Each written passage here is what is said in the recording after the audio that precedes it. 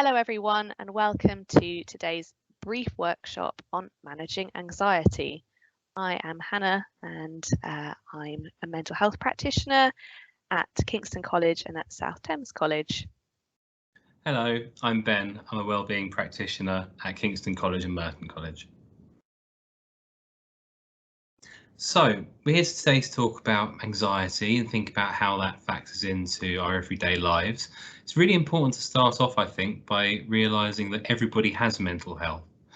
It's easy to think that only people who are really having problems have mental health, but that's just not the case. We all have mental health, and it's something that we have to manage and try to take care of in ourselves.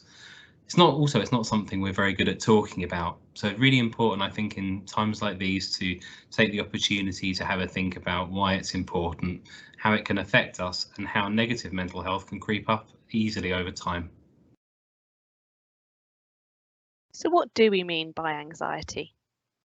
So anxiety is a feeling of unease, like a worry or fear that can be mild or severe. Everyone feels anxious from time to time, and it usually passes once a difficult situation is over. It can make our heart race, we might feel sweaty, shaky, or short of breath. Anxiety can also cause changes in our behaviour, such as becoming overly careful or avoiding things that trigger anxiety. When anxiety becomes a problem, our worries can be out of proportion with relatively harmless situations.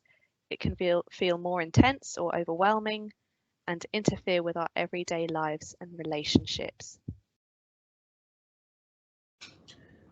So really important as well to think about what happens in our body when we have anxiety. Why do we feel the way we do in our bodies? Well, sometimes when we're anxious, you might feel that your heart beats very quickly, or you breathe very fast, you get sweaty palms, or your butterflies in your stomach, or your thoughts are just racing, or you get tunnel vision. And the reason that happens is because of the fight, flight, or freeze response. And this may have been something you've heard of before, but what it means is that when our brains think something dangerous is happening, our bodies kick into gear and think, do we need to run away? Do we need to fight something, or do we need to freeze, look completely still and hope that if there's some sort of predator or threat, it just leaves us alone? And so when we're anxious about something, that's what our brain is doing. It's telling us that there's a danger we need to respond to. And that's not always the case, but our body is acting that way. So if your body is feeling those symptoms of anxiety, there are a few things you can do to calm them down and to not have that strong response. And we'll have a look at those today. So important to think as well about lots of examples of people who've struggled with anxiety or mental health difficulties. Some people can make it look really like living life is really easy, but a lot of people cover these things up. Michael Phelps, a very established Olympian athlete, someone who's struggled with anxiety, and he said, I struggled with anxiety and depression and questioned whether or not I wanted to be alive anymore. It was when I hit this low that I decided to reach out and ask for help from a licensed therapist. This decision ultimately helped save my life. You don't have to wait for things. There's also Dakota Johnson, the famous actress, and she's experienced panic attacks. And she said that sometimes I panic to the point where I don't know what I'm thinking or doing. I have a full anxiety attack. I have them all the time, anyway. But with auditioning, it's bad. I'm so terrified of it. That's her talking about her anxiety.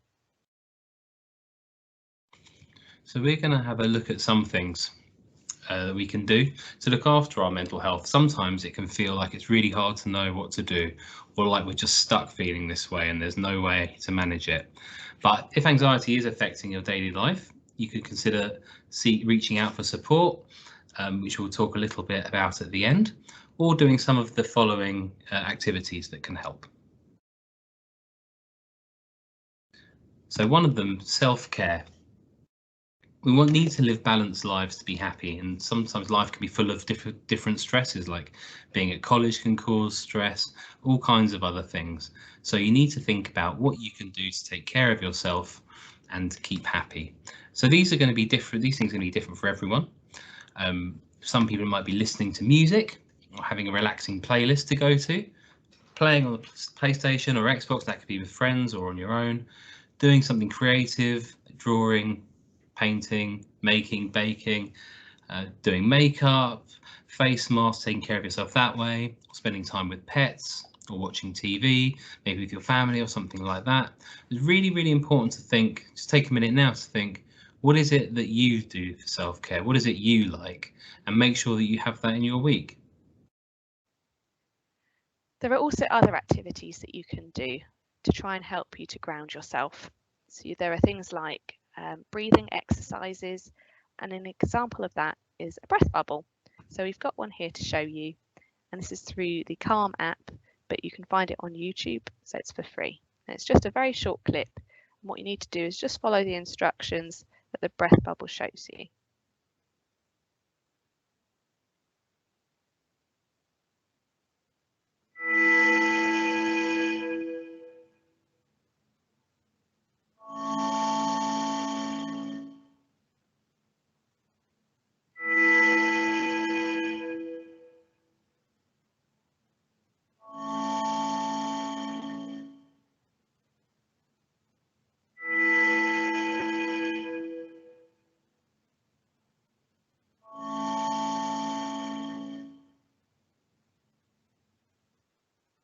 And that's just an easy way to bring your awareness to your breath and try and calm yourself down during a period of anxiety and relieve some of the tension that you might be feeling, and just to ground yourself.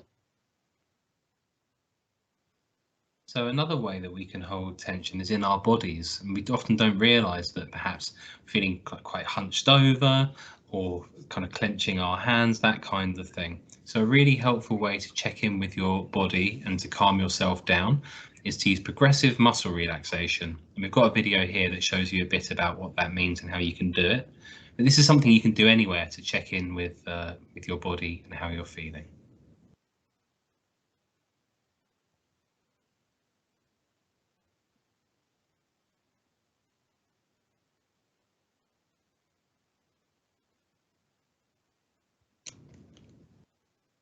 Hi, my name is Emily, and I'm going to be talking to you about how to do progressive muscle relaxation. So sometimes when we get really anxious, stressed, or worried, our bodies hold a lot of tension and our muscles get really tight. And you might not even realize that this has happened. And different people hold their tension in different parts of their body. So for me, I know when I'm stressed, my jaw gets really tight and I'll sometimes kind of clench my teeth. At other times, I'll notice that I feel really tight across my neck and my shoulders, and often my shoulders are very hunched like this when I'm very stressed. But we hold tension all through our body. So one of the things that we can do if we're feeling anxious or worried or stressed or angry is check out our bodies and do a bit of a scan and see how they're feeling. So if you start at the top of your head and really focus on how your body's feeling and work down. So start at the top, work down through your neck and your shoulders, into your chest and tummy, and into your kind of thighs and legs, down into your feet. Try to identify any particular area of tension. Now, we're going to start at the very top and we're going to learn how to relax and release the tension in our muscles.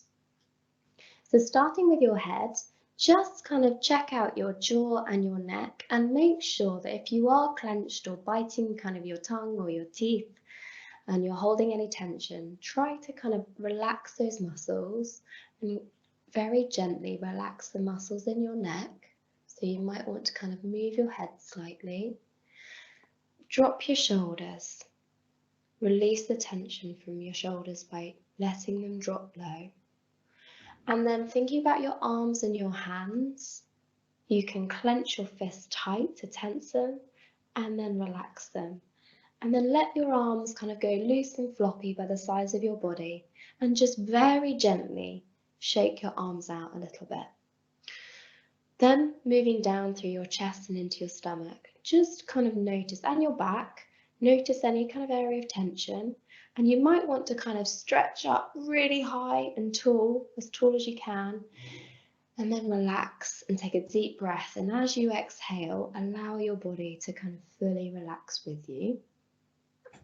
Then move down further into your legs and tense your legs as hard as you can. Tense the muscles in your legs and in your feet and in your toes clench them tight, tight, tight, and then relax. Let them kind of go loose and floppy and heavy. And through doing that process, starting at the head and working all the way down through to your toes, and by clenching and tensing and then releasing and relaxing, hopefully you'll notice any particular areas of tension that you can then refocus on and work on relaxing those. But also you've just given your body a very quick workout in terms of relaxing and releasing that tension. And that might help you to feel a little calmer.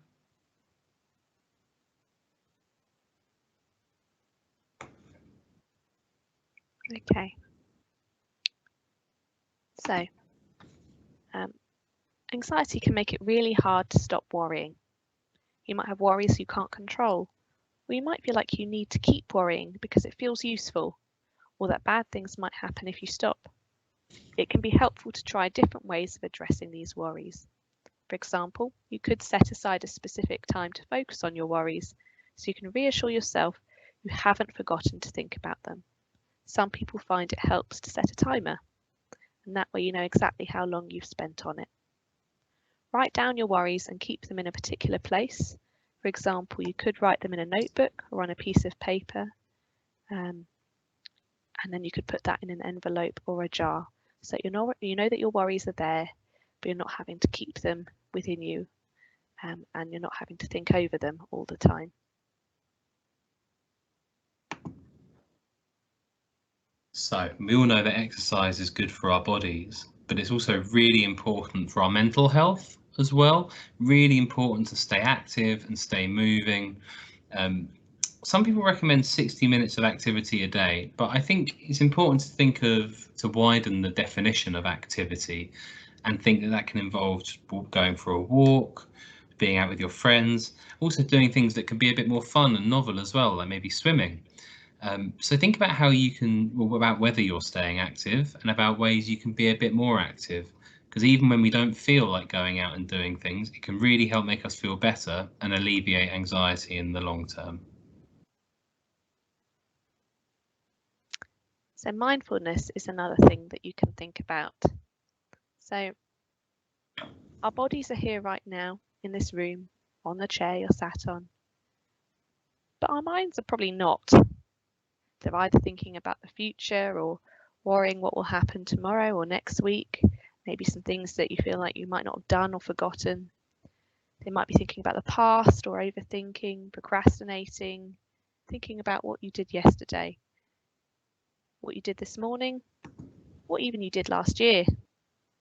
Having all these different thoughts can make us feel anxious or affect our mood for the here and now. The idea is to try and bring our mind and thoughts into the present moment to stop those difficult feelings from affecting us. So by just focusing and bringing your awareness back to yourself, back to your body, the sights, smells, tastes, all of the things that are around you in this moment. By thinking about those, you can bring a sense of calm to yourself and bring more focus away from your worries and your challenging, difficult periods of low mood. So thinking about what Hannah just said about coming back into our bodies in the present, we're going to try a mindfulness challenge now. So I'd really like if you could try along with me. Take a moment just to ease yourself in, and we're going to name 5 things that you can see around you. So you can just do this in your head, or you could write it down if you like. Any 5 things.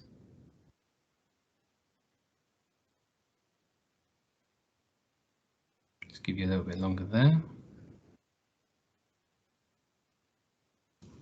Now, find an item, just visually to find an item that is blue, green, or red in the room.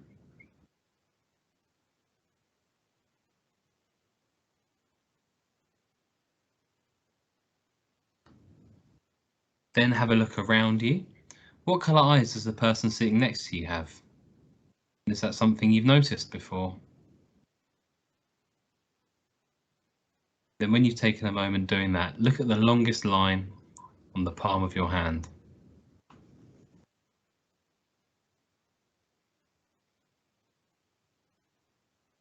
Okay, so all of those activities, all of those little things, that's mindfulness. That's taking a moment to be present, to ground yourself back into the moment, not thinking about what you're going to be having for dinner or what's next in your timetable. It's just really bringing you back to this moment now.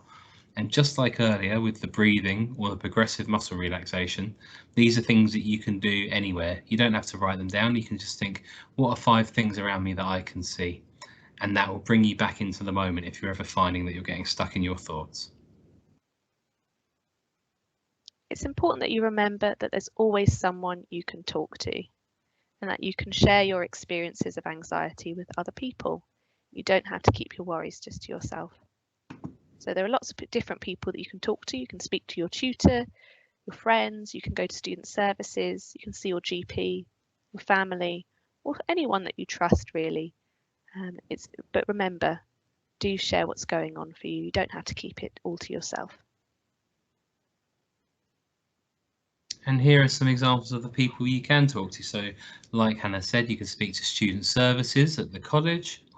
There's GP, it's the Together All app, which is a great platform that you can all use online. Headspace, they have a paid app, but they also have some really good resources on YouTube and also a really excellent Netflix series about mindfulness as well. And the Samaritans as well, that are a phone number you can call. There's also support offered by Hannah and myself, where we can do further workshops like this, or we do one-to-one support if you're feeling anxious about anything or down about anything.